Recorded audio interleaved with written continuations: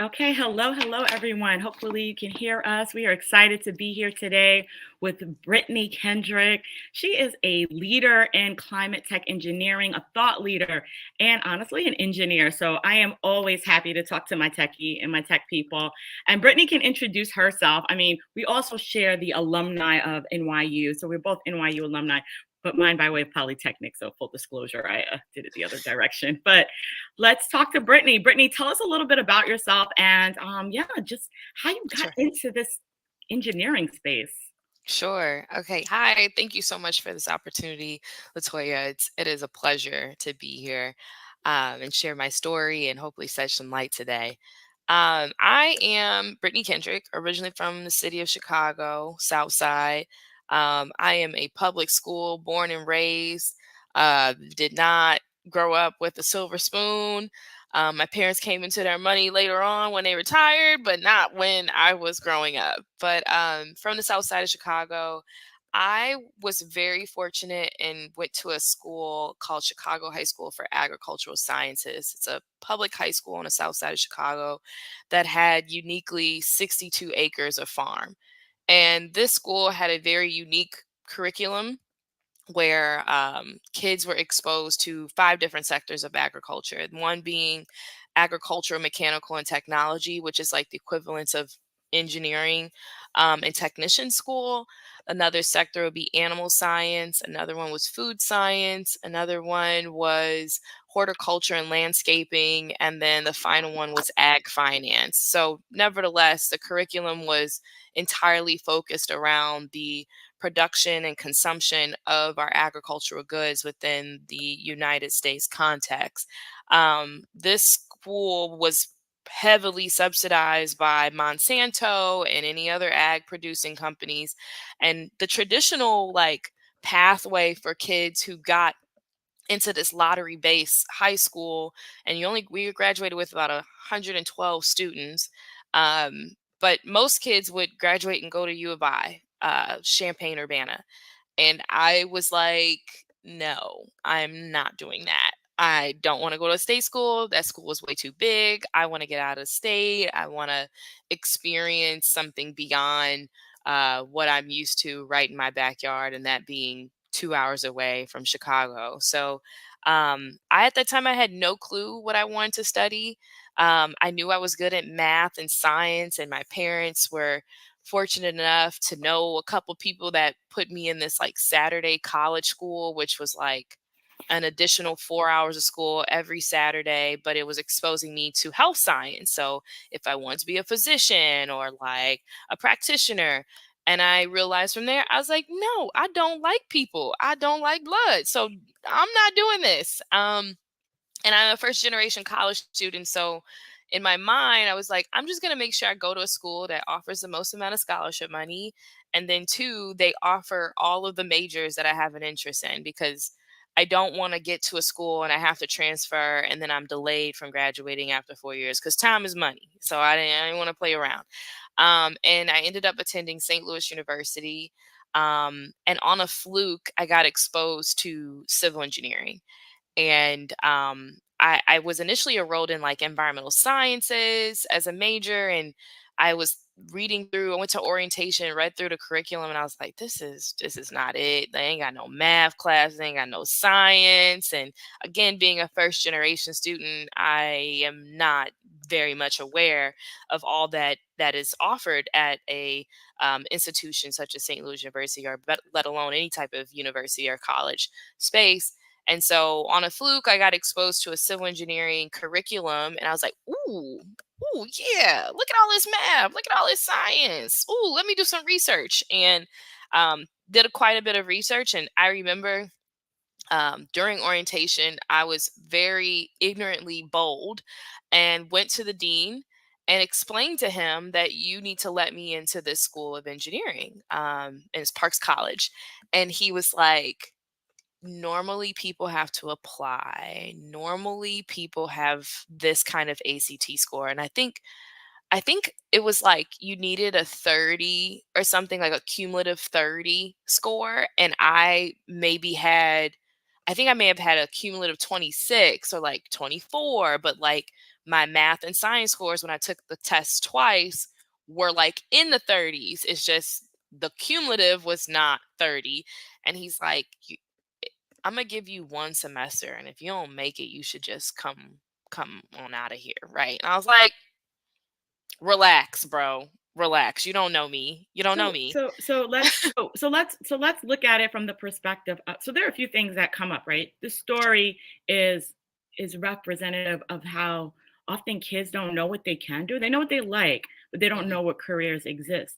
Now, your college story is, it's just, I always feel that things are serendipitous. They don't happen by accident. The mhm. exposure, the questions, the curiosity, but it sounds of a story of following your curiosity and your interest, and then being unapologetic about asking the questions that will lead you to the next place, not even knowing where the next space is. One of the places you ended up moving to was actually the Army Corps of Engineers. Mhm. For the audience that's not familiar, so we're talking to right now people that are in leadership roles at different organizations. They are looking at public private partnerships. They are potentially very senior in their role, but they can make the difference to open the door for the next generation of students, or or even look to pivot themselves. Now, you started at the Army Corps of Engineers. Well, I don't know if you started there, but you were at the Army Corps of Engineers for the purpose of this story. Tell us more about what the Army Corps of Engineers does and the work that you were doing there. Yeah. So the Army Corps of Engineers is a federal government agency. It is comprised of primarily civilian employees, but it is led by the leadership of military personnel. And so most of the people, about 80, 90% of the folks that work there as civilians, such as myself, we were as the federal government's engineer, looking for the best environmental integrity of the nation, as well as that is inclusive of the waterways and ensuring that, flood water, storm waters, rainwater, rivers, flooding, inundation type scenarios are not impeding upon the everyday lives by entering the roadways or your homes, and et cetera, et cetera. So we serve as like the engineers of the federal government, but that sets the standard and protocol on how states and cities and respective municipalities and localities are to develop, projects that may impact or may affect the water quality and the integrity of our environmental um, makeup here in the U.S. And so here's one of the challenges. Even today, we are recovering from some flash storm. The subway flooded. I People got, heard. yeah, and like two people are missing because they got washed away. I mean, it's just like a lot of crazy things that are happening, and this infrastructure can't support it. Yeah. As the work, if you think about the work that you're doing or the space that you're in, what is it that you think needs to happen that we can control? That we can control. So I'll answer this in two parts, because when I think of the term we, I think of it in a space of as a collective person, and then also as an individual. I by default, because I am a Black woman engineer, I'm going to always think of what is the best interest for the majority, and that being the least marginalized and disenfranchised folks, because if we can benefit those people first, and that means everyone else will vicariously benefit as well. And this is a practice that I carry in my profession that many engineers are like, what? No, we just need to service the client, or the individual asks for this. And it's like, no, an individual is advocating on behalf of several stakeholders, people. It might be just one person in the room, but we need to think about those that are not in the room as well. Um, when we think about our infrastructure individually, I am always a big proponent of conserving your water, because we're running out of water. Conserving your energy. We're in a serious energy crisis mode at this point in time. I also advocate for, reuse of your waste. And then all those three factors play a role in how we can live healthy lifestyle. So when I think about when I talk about your waste, um, avoid using plastic as much as possible, right? These very common things that we hear from an individual base, from our local municipalities that are advocating for waste disposal, recycling, and water conservation, right? But when I think what's most impactful in comparison to our individual actions has to be in a collective carry out way. And so when we talk about like what can we as a collective do, I think we as a collective have to start being interested, being engaged, following our curiosity in roles and employment opportunities that we can serve with our very diverse perspective. And so, how can we empower young people to follow their nose, follow their interests, and expose them to things that they may like, but they may not necessarily know what they're getting into? And that can be through like workforce development training, that can be through collegiate education training or experience. That can also be just through work, like working, training on the job type opportunities. So it can go various different ways. I would also say that what distinguishes my profession, um, in comparison to like maybe your average or typical conventional civil engineer is I also work in technology. Like I'm a founder of a water sustainable technology company. And so I get to play in a space where I am well versed in climate change, well versed in energy crises, well versed in water quality and the futuristic ways of how we can diversify our water portfolio. Whereas like the teachings that a typical civil engineer has learned, they're not going to learn about the energy crisis. They're going to learn about how do you build a water treatment plant. They're going to learn about how do you build or design a wastewater treatment plant. Just maintaining the existing infrastructure that we have, but we need innovation to grow and advance with the growing population as well as to manage the climate that is changing around us. That is so like, oh, there's so many gems in there, and I don't know where to start Sorry. because I no, there are so many because it kind of ties into so you're a socially conscious civil engineer, which is not something that can be taught. It's based on your lived Mm, experience, and it's like my observations growing up in this community paired with my learning positions me as a thought leader in this space. It positions me as the person that can speak to the needs because when we think about something you had mentioned in an article, and most people love the Robert Moses Causeway. They love the idea, but they don't recognize the trauma and all of the tragedy that it's actually caused. And that eminent domain in that process of building these roads through communities also led to the pollution that has led to the health crisis that most people are facing. And so even with right. this environmental justice conversation, to your point, because from a corporate perspective, it looks good, but it's not financially the best It's decision. not a good decision for us, the we, the collective, right? Yes, Yeah. the collective. So let's talk about that. Like, you mentioned something about engineers' unchecked bias. What is the work that can be done to help make sure that that accountability is there from your perspective based on the projects Mhm. that you're on right now? Yeah, this is a complicated answer that I'll provide, and it reminds me of a conversation that I was having with my mom, because my mom's always like intrigued about things, and she's like, "How come we haven't?" So I reside in Houston, Texas, and we experienced a Category 1 hurricane, which is the lowest of the category strengths, and I was without power for 9 days. Right after experiencing my very first derecho, which is like a streamline of winds, but we'll just call it a baby tornado. And I was without power for 5 days. Now, context, y'all. I was living in Houston in my apartment and it's 100-degree weather, right? Without power. So that's like I'm experiencing heat exhaustion. And I'm just speaking from a very personal place, right? But there's a hospital just down the street from my apartment building where it occupies about 100 to 200 people. All of those patients were evacuated from the hospital because they were not supplied with backup power generation. Without they didn't have power for those 9 days. So when I was going through this, my mom was just like incredibly upset and frustrated. She's like, "How come this is 2024? What are we doing? How did we get here? Why is it that the baseball field has or the baseball stadium in Houston Astros has power, but you don't have power, nor does the hospital have power? Like, where is the prioritization of critical infrastructure?"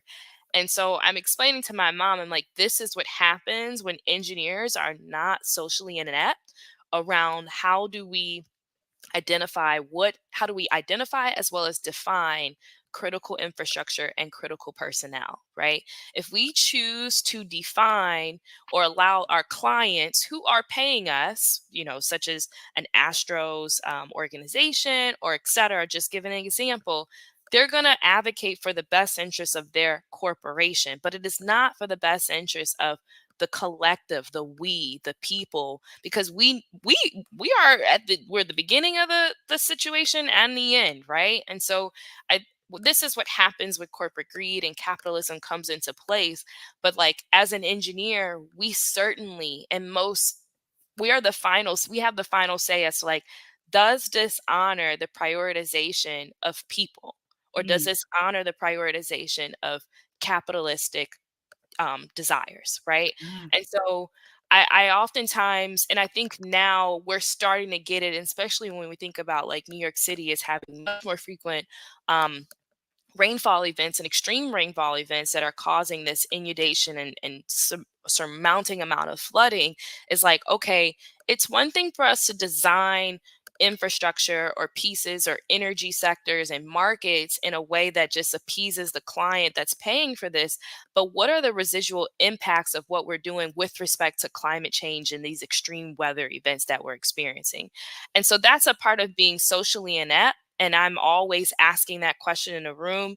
And engineers are not taught that in school, but they are, at least at my organization now that I'm working for. This is a part of the conversation, recurring conversation that we're having in every design room. It's like, okay, this is a great, idea, but let's think about the residual impacts with respect to climate change, with respect to the labor demands and the shortages that are experiencing in this market, et cetera, et cetera. It cannot just be, let's design a wall. yeah, so it sounds like there's a need for some ethical conversations or ethical design conversations in the curriculum before engineers are released into the world to do the good work of creating. But there's also something you mentioned about workforce. So you also have been very heavily involved in developing and designing and delivering workforce. What are some of the skills that you've seen? And actually, just tell us about that experience and what you see has worked well or what's missing. Yeah. So last summer, my startup had the opportunity to partner with Block Power in partnership with Communitas America, where we facilitated our very first workforce development program centered around our technology. We enrolled about 15 people, and 15 people were exposed to training on water quality testing. They were exposed to metal and plastic fabrication using 3D printers. They were also exposed to robotics, so learning how to code at a very basic level with Arduinos and Raspberry Pis to activate a robot to, execute whatever function that was desirable. They were also exposed to just the social and soft skills that are needed in this green climate tech space. And so workforce development training, and also mind you, the folks that came through the program age range was as young as 17 up to 65, which I thought was absolutely beautiful because this is a part of what I was saying in the beginning. Um, it's not about what you know, but what are you curious about? And I want you to just follow through with that. And there were times when we had students that were like, I have no interest in this plastic and metal fabrication piece. I don't care. I want to get to the water quality piece and et cetera. But it was a great time. And most of the folks also were originally from South Bronx and Brooklyn areas, people what we would say neighborhoods that are not exposed to this on an everyday basis, right? So we were truly giving them exposure, and it was a rewarding experience for me as an instructor because it's not. I think one of the fallacies that we as professions in corporate America space or in the civil engineering space, we make an assumption that we are designing on behalf of them because they don't know. They are very aware, very, very, very aware of what are the challenges. Just as you mentioned what happened last night in New York, you have all this flood, everyone's impacted by these type of climate change issues, and so it intrigues and it constantly reminds you like, how can I practice survival, or how can our collective practice survival, and what are the solutions out there to help me live through this type of experience? And so that's how they get engaged and they start learning about technologies such as a block power, technologies such as a hydronomy. This is how we get people to, tie the knots together. So the workforce development training was entirely around, teaching and instructing people on technical skills, but then also the soft skills. And in addition to drawing the lines between what their lives, everyday lives, are impacted by due to climate change, whether it's a water boil advisory or lack of energy that is being provided to their home, or if it's a flood, and connecting that to potential solutions that will eventually enter the market to help address these challenges that they're feeling and experiencing every day. Wow. So what are some of the things that we can do, one, to build that workforce? Like what are the things that we need to be thinking of? And I say we being people that are maybe business owners, we being people Yeah. that are investors or maybe more senior in that market to grow the workforce, because we see the money has come down and there are different programs and we see the advertisements everywhere. But for the person looking at it, I'm not going to a climate school. So what does this mean for me and anyone else listening? Yeah, I think it is incredibly important for businesses that are offering some form of technical solution, such as a hardware device, such as ours, or if they are offering a service, that it couples and offers the other value is a workforce training development for the community that it is going to benefit, right? Again, in the engineering space, we are designing wastewater treatment plants or flood walls and levees, but we don't engage the very community that's going to be benefiting from to build and design and be a part of the process of building their own future within their environment. And I think that is so critical part around the operation and maintenance of this infrastructure, as well as ensuring that people have autonomy and ownership over what their neighborhood is becoming. So one, to answer the question, is like we have to make sure that we as business owner are offering that we're going to be training the very people. The term of you shouldn't give a fish, but you have to teach someone how to fish rather than giving them a fish. So this is a part of the same, ethos. Is like, if you're going to offer a benefit or a value through a technical service or offering, ensure that you're also training the very people to benefit themselves as well. And that's what a workforce development like program ought to embody and should embody. And that's another offering that a business owner can offer in addition to their technical solution. Excellent, excellent. And if you were to try to look forward and think about 5 years from now, what are some of the things that we could potentially be putting in place to ensure that this workforce development is sustainable? Because like the blue collar jobs, they disappeared because as things get as time changes, as technology improves, things go away. So Yeah. we're really making a huge investment in a green economy. But what Mhm. does the future and sustainability and ensuring that it remains in place and continues to benefit those communities, what can that look like? Because I think that's something that as you Yeah. build, you That's a should good. discuss retention and growth. Yes, a very good question, and I hope this answer is enough, but I think it only scratches the surface. I highly emphasize workforce development is the solution to operation and maintenance. I think too many times, and this is a part of this cult, we live in a culture in the United States of a throwaway culture. As soon as we're done with a bottle of water, we are throwing that bottle of water away. Or as soon as the bridge or we need to put in a brand new bridge, rather than repairing and or operating and maintaining this bridge in an adequate fashion, such as the Brooklyn Bridge, that it can live for lifetimes, not have to tear an entire bridge down and rebuild it back up. Even when we think about our energy sectors, like, are we once a solar panel has been fractured, are we just throwing that out in the trash? Absolutely not. There is a job that can be assigned to repairing and operating and maintaining a solar panel, so that it may not be useful for the its intended or original use and purchase, because it no longer puts out 18 volts in the original initial space, but maybe it puts out 9. Let's find an alternative, powers demand that only needs 9 volts worth of power, right? Let's continue to find how we reuse, operate, maintain our solutions, and that's through utilizing people who have been trained in workforce development on the operation and the maintenance of our infrastructure. Yeah, so it sounds like a continuous investment in the people that are being trained. So not just training them once, but training them on the lifestyle, even the mindset around how do you think about growth in this market? Because to your point, we get a new phone, we get a new Mhm, computer, we get a new device, mhm, and the more that we consume, the more energy is needed to power that, the more mhm. energy is needed, the more waste that gets created. So Correct. it's a very hard cycle to break. It's an addiction actually, and we are addicted to New technology and stuff. advan- That and new new stuff. new. The new, yeah, totally, totally addicted to it. So now, Yeah. as I really start to think about the work that you do, the thought leadership, one of the things you mentioned was while people are unrecognized, it doesn't mean they're unknown and non-existent. In this space, there are a lot of people. There aren't as many that we see or know because maybe they're not on social media. They're behind the scenes solving problems for the world, and that's usually the engineers and the technologists. What can we do to elevate this conversation to make people more knowledgeable about what's happening? Because all we know is the subway flooded. What we don't understand is why it flooded because it's been Mm. raining since it was built. Like rain is not new. So why is Right, it right. suddenly raining in the subway? What happened? So how do we start to educate people? So Yeah. that was two big questions. That was two very Yeah, big questions in one. yeah, and, I'll try to answer them both in a collective way. So,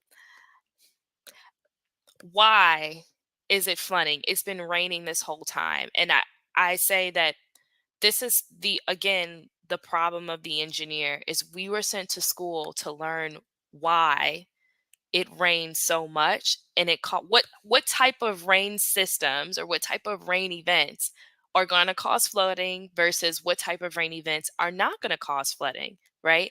We were taught that in school, but are we sharing that on the internet? Are we like hosting TikToks and giving deep dives around, the frequency of a rainfall and why the frequency of a rainfall that's like occurring today in today's times is at a higher frequency than in comparison to back in the day when we initially designed our subway systems? Like, no, I'm sorry, I'm not on TikTok sharing this deep dive. I really wish I could, but a part of the responsibility as an engineer is and being what I would consider myself a part of that unknown, you know, thought leaders and expertise is like, how can I also inform the general public around the things that I've learned and how we're trying to combat these very issues, right?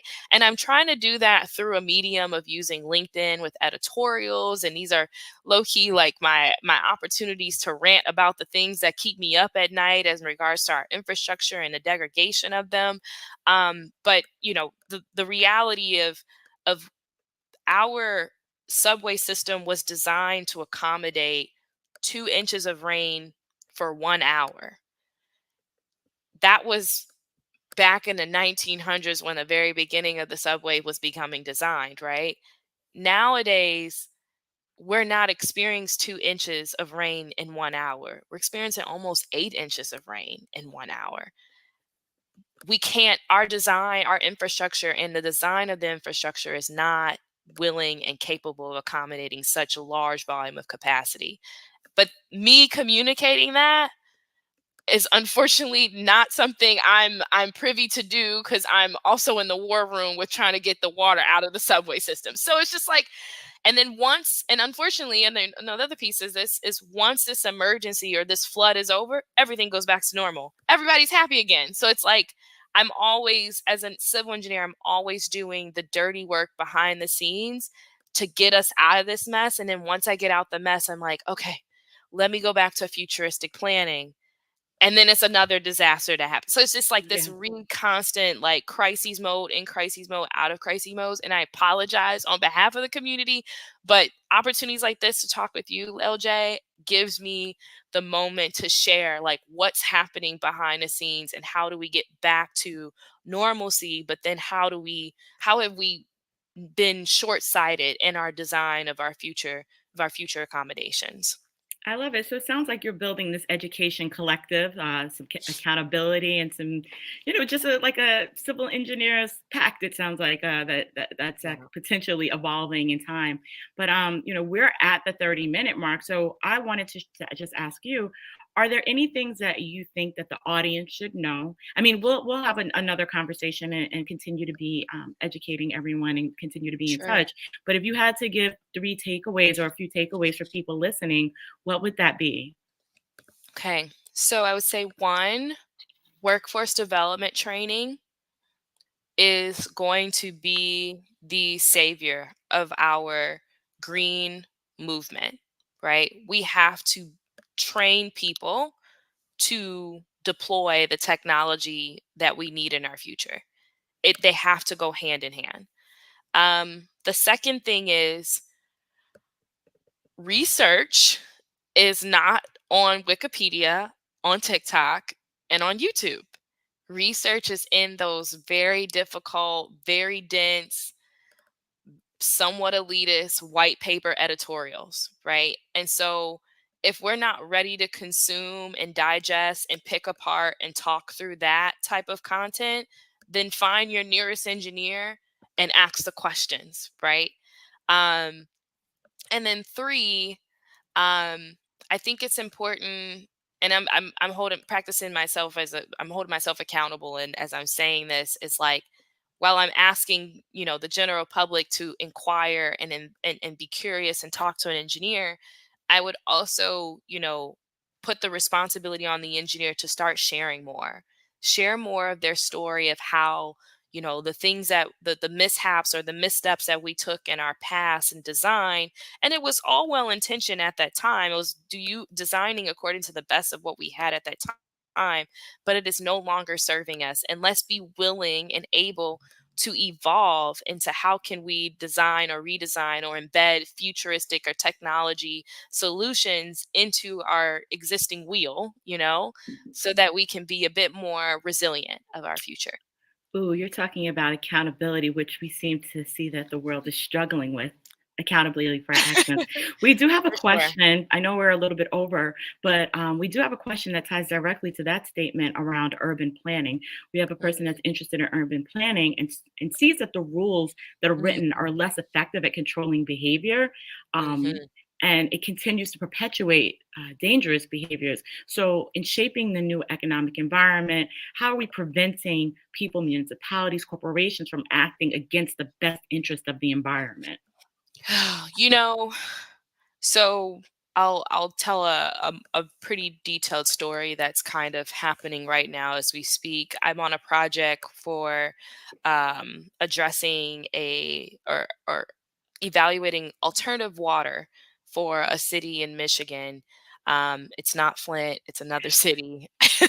um, but this city is. I think it has the makings of what this new reality ought to look like when we talk about addressing our water scarcity and our water insecurity challenges. And a part of that is how can we utilize urban planning in spaces like this? And this is something that my team is currently, and I'm very happy, and we've gotten great results back thus far in this experience. But urban planners are taught how to be very people focused, whereas engineers are taught to be very technical or solution or infrastructure focused. And this opportunity that we're doing in Michigan is the merging of both. And I tell you, it has been rewarding in every kind of way. And so, folks who are interested in pursuing an urban planning, I would just ask that please lean on learning more on that technical side, just as I'm encouraging engineers to learn more on that people side, so that the most consensuous or collective or comprehensive solution can be discovered. And so we're learning in this process with the municipality or the client in Michigan is that workforce development training is necessary to address the alternative water analysis. It is necessary for us to also evolve and think about new technologies that can be embedded into the water system that they have right now. And so there's just this mergence and convergence of people and technology, and so policy is going to follow after. I used to be like, oh, we need to set the policy now and it needs to be the standard, and that's pretty much derived from how me working at the Army Corps of Engineers, because there heavily standardized and policy driven, but I think the people and the things that are being described and designed according to what is needed today and for our future is going to be the lead before policy is much more formalized in a capacity that protects us. So So the biggest challenge that we see with policy is that the technology is evolving faster than they can write it.